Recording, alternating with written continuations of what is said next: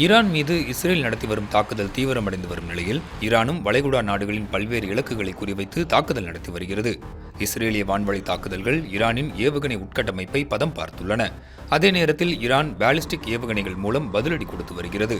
Israel மற்றும் அமெரிக்காவின் தாக்குதலை இதற்கு மேலும் ஈரானால் தாக்குப்பிடிக்க முடியுமா?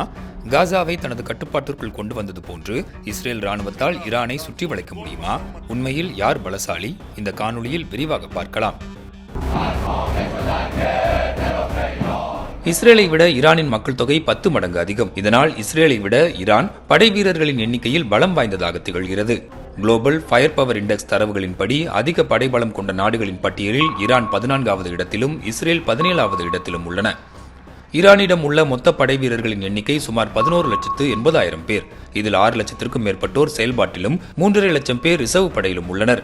3.5 லட்சம் பேர் ராணுவ படையிலும் 2,20,000 பேர் பாராமிலிட்டரி படையிலும் தயார் நிலையில் உள்ளனர். 42,000 விமானப்படை வீரர்களும் 18,500 கடற்படை வீரர்களையும் ஈரான் கொண்டிருக்கிறது.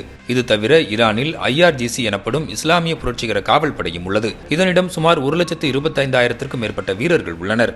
முப்படைகளுடன் இயங்கும் இந்த அமைப்புதான் பாரசீக வளைகுடாவில் ஈரானுக்கு எதிரான நடவடிக்கைகளை முறியடிக்கும் முக்கிய பொறுப்பை கொண்டிருக்கிறது.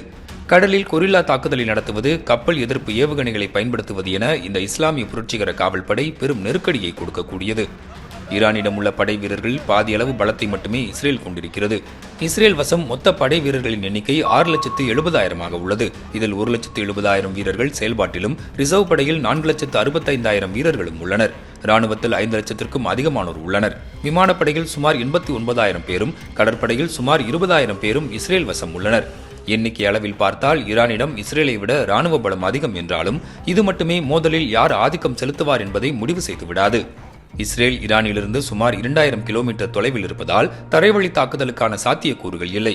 இருதரப்பும் வான்வழியாகவே சண்டையிட வேண்டியிருக்கும். அவ்வாறு இருக்கும்போது இரு தரப்பிடம் உள்ள வான்வழி தாக்குதலுக்கான ஆயுதங்களே முக்கிய பங்கு வகிக்கும். ஈரான் வசம் 300க்கும் மேற்பட்ட போர் விமானங்கள் உள்ளன. இது தவிர ஃபைட்டர் ஜெட்கள், ஹெலிகாப்டர்கள், டாங்கிகளை ஏற்றிச் செல்லும் சரக்கு விமானங்கள் உள்ளன. ஈரான் மீதான பொருளாதார தடைகளால் அந்நாட்டிடம் அதிநவீன விமான தொழில்நுட்பங்கள் இல்லை. விமானப்படையில் உள்ள பெரும்பாலான விமானங்கள் பழையவை என நிபுணர்கள் கூறுகின்றனர். அதே நேரம் இஸ்ரேலிடம் அமெரிக்கா வழங்கிய நூற்றுக்கணக்கான அதிநவீன F-15, F-16, F-35 ரக போர் விமானங்கள் உள்ளன. இது தவிர 200 ஃபைட்டர் ஜெட்கள், 100க்கும் மேற்பட்ட ஹெலிகாப்டர்களையும் இஸ்ரேல் கொண்டிருக்கிறது. ஈரான் வசம் உள்ள விமானங்கள் அந்நாட்டிற்கு பின்னடைவாக கருதப்பட்டாலும் அதனிடம் உள்ள ஏவுகணைகள் இஸ்ரேலை கடுமையாக சோதிக்கக்கூடியவை. மத்திய கிழக்கில் பாலிஸ்டிக் ஏவுகணை தயாரிப்பில் ஈரான் கை தேர்ந்து விளங்குகிறது. ஈரானால் இஸ்ரேல் மட்டுமின்றி மத்திய கிழக்கில் எந்த மூலையில் வேண்டுமானாலும் தாக்குதலை தொடுக்க முடியும். ஈரான் வசம் 3,000க்கும் அதிகமான பாலிஸ்டிக் ஏவுகணைகள் இருக்கலாம் என மதிப்பிடப்பட்டுள்ளது. ஆயுத பலத்தில் உலகின் 2வது பெரிய நாடான ரஷ்யாவுக்கே உக்ரைன் போரை சமாளிக்க ஈரான் தான் பாலிஸ்டிக் ஏவுகணைகளை ஏற்றுமதி செய்வதாகவும் குற்றச்சாட்டுகள் எழுந்தன. ஆனால் இதனை ஈரான் நிராகரித்துவிட்டது.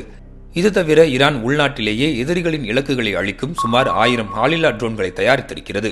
மறுபுறம் ஆளில்லா ட்ரோன் தயாரிப்பிலும் இஸ்ரேலும் முன்னணி வகிக்கிறது.